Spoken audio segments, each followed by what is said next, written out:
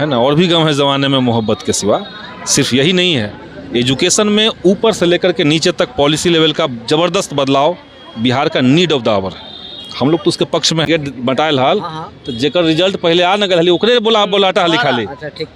न्योता जिसको गया था, जिसका नौकरी हुआ तो ओकरे बोलाटा हाली, गरीब लेकिन के बोलाटा ना हाली में। समझ गया आपकी बात को। हाँ, ये लोकतंत्र ना है। हाँ। सबका समान अधिकार मिलना चाहिए, सबको रोजगार मिलना चाहिए, सबके हाथ। आर्थिक लोग से कमजोर महिलाएं सड़क पर भी उतरे, सिर्फ घरों के अंदर कैद नहीं, तो अच्छी बात है।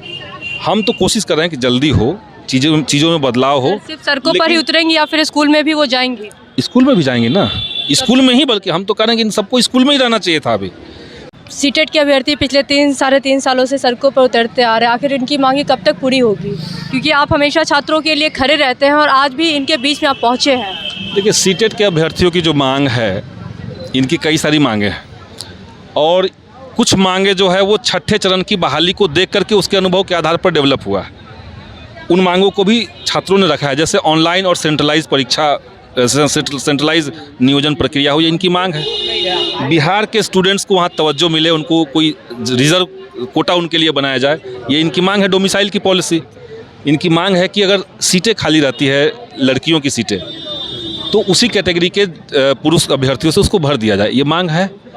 तो कई मांगे सरकार ने स्वीकार किया है, उसको माना है और सरकार का भी अनुभव है। क्वालिटी का जोर तो शिक्षा में तो देना ही पड़ेगा। जैसे लोगों का स्टेट में अभ्यर्थियों का मांग था कि भाई, कुछ लोगों का था कि हम मेरिट में हैं तो मेरिट के आधार पर कीजिए, कुछ का था जो नॉन मेरिट में थे कि हमारा मार्क्स के आधार पर कीजिए, तो उसमें 60-40 का एक रेशियो बना करके उसको चलाया जाएगा। तो ये सारी चीज़ें बदलाव के लिए नियमावली में परिवर्तन ज़रूरत था, ये तो सब लोग मानते थे।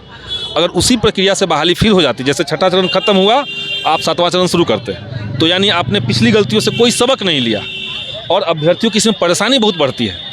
ऑनलाइन और सेंट्रलाइज नहीं होने से एक अभ्यर्थी जो मुंगेर में अप्लाई करेगा, वो जाकर के रोहतास में भी अप्लाई करेगा, वो जहानाबाद में भी अप्लाई करेगा, ये से होता था। ऑनलाइन और सेंट्रलाइज होने से ये चीज़ें कम हो जाएंगी, ठीक हो जाएंगी। पंचायती राज के अंदर जो भी जनप्रतिनिधि हैं, मुखिया है, जिला परिषद है, कंप्लीटली रोल से बाहर निकाल दिया गया किसी को भी, तो एक तरीका है, एक सुधार है। ये सारी चीज़ें हम लोग डिस्कस करके सरकार को एक प्लान बना करके हमने दिया।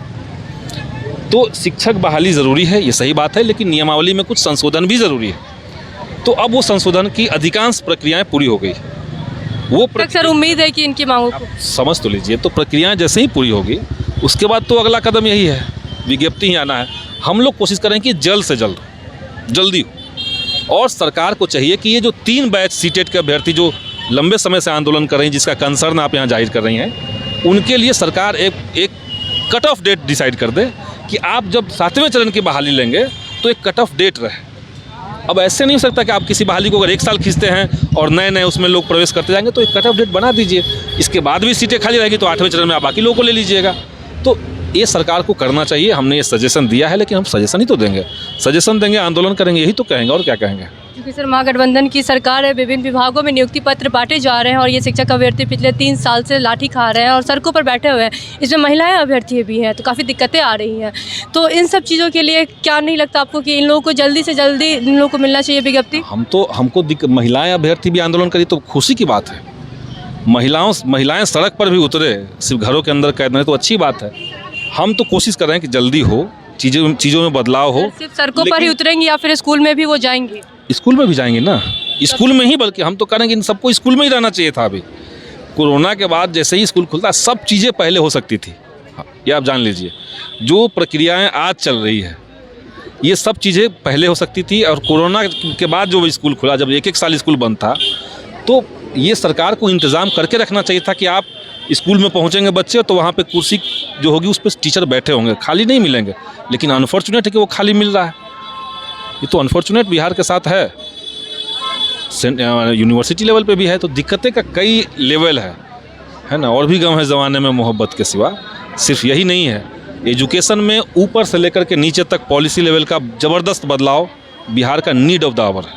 हम लोग तो उसके पक्ष में हैं, लेकिन हम तो निर्माता नहीं है बिहार में बैठ करके कि हम नीतियां बना करके कह दें। वो तो करना है मुख्यमंत्री महोदय को करना है, सरकार को करना है, कैबिनेट को करना है। हम तो वहाँ हैं भी नहीं, तो हम बातों को आर्टिकुलेट करके सरकार को तर्क के साथ पहुँचा देते हैं। वो एक रोल कम इम्पोर्टेंट रोल नहीं है, इसको मानती हैं ना आप।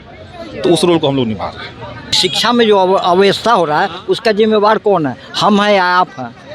अभी जो अभ्यर्थी हुआ है, कल पटना का कितना अर्थनीति जाम हो गया, इसमें तो गरीब बच्चे आए नहीं होंगे क्योंकि इसमें प्रतिबंध लगाई 12वीं पास होगा वही नौकरी करेगा, और जो कम पैसे वाले कम पढ़ा लिखा वो कहाँ जाएगा।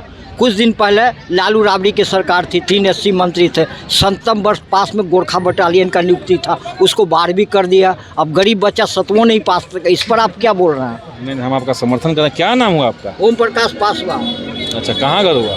बस तो कल है चाचा जो बहाली होल ना हाल, जो सर्टिफिकेट बटायल हाल, तो जेकर रिजल्ट पहले आ न गल ओकरे बोलाहटा हाली खाली। अच्छा, ठीक ठीक ठीक। न्योता जिसको गया था, जिसका नौकरी हुआ, तो ओकरे बोलाहटा हाली, गरीब लेकर के बोलाहटा ना हाली में। समझ गए आपकी बात को। हाँ, ये लोकतंत्र ना है। हाँ। सबका समान अधिकार मिलना चाहिए, सबको रोजगार मिलना चाहिए। सबके यही मेरा कहना। आर्थिक लोग से कमजोर तो पास नहीं करेगा, तू तो घासे गड़ेगा, बोलना नहीं चाहिए, उसका ही भविष्य होना चाहिए। गरीब के सत्ता लाना पड़ेगा। अब आए हम मुद्दे पर, गरीब